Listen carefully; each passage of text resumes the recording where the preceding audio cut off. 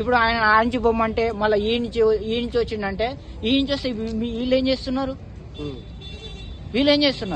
Control చేయడానికి గాడిద పనులు చదువుతున్నారా?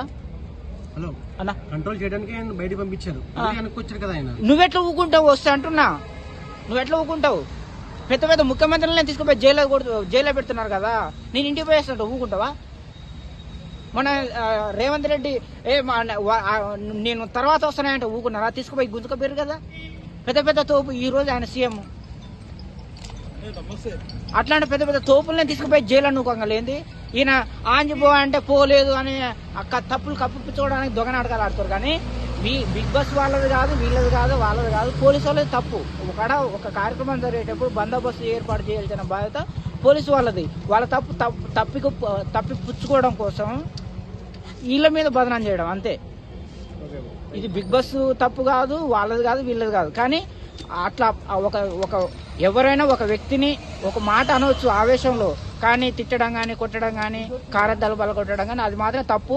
దానికి బాధ్యత వహించాల్సింది పోలీసు వాళ్ళదే తప్పు. వాళ్ళు బందోబస్తు ఏర్పాటు చేయకపోవడం వాళ్ళదే తప్పు.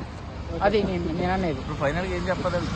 అన్నా, పోలీసు వాళ్ళు ఏదైతే ఉన్నారో ఒక కార్యక్రమం జరిగేటప్పుడు అప్రమత్తంగా ఉండాలా. వాళ్ళ లోపం వల్లనే బందోబస్తు సరిగా లేకపోవడం వల్ల అలాంటి తప్పు జరిగింది. కానీ వాళ్ళ మీద దాడి చేయడం, అద్దాలు పలకొట్టడం, బస్ అద్దాలు పలకొట్టడం అది 100% తప్పు. ఆ తప్పు ఎందుకు జరిగిందంటే వీళ్ళు సరైన రీతిలో లేకపోవడం వల్ల అలాంటి జరుగుతాయి. అంటే తప్ప బిగ్ బాస్ నిర్వాహకులది కదా తప్పు, వాళ్ళది ఉంది వీళ్ళది ఉంది అన్న. ఇప్పుడు పోలీసు వాళ్ళకి తెలియకుండా బిగ్ బాస్ వాళ్ళ కార్యక్రమం చేస్తున్నారా చెప్పండి? తెలుసు కదా, తెలుసా తెలియదా?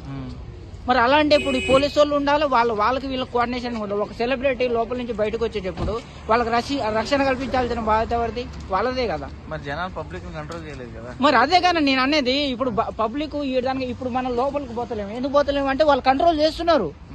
వాళ్ళు ఇప్పుడు మనం సినిమా కోసం వచ్చినాం కదా, డబ్బులు పెట్టే లోపలికి పోతాం కదా, మనమే రౌడీలం కాదు, గూడాలం కాదు కదా.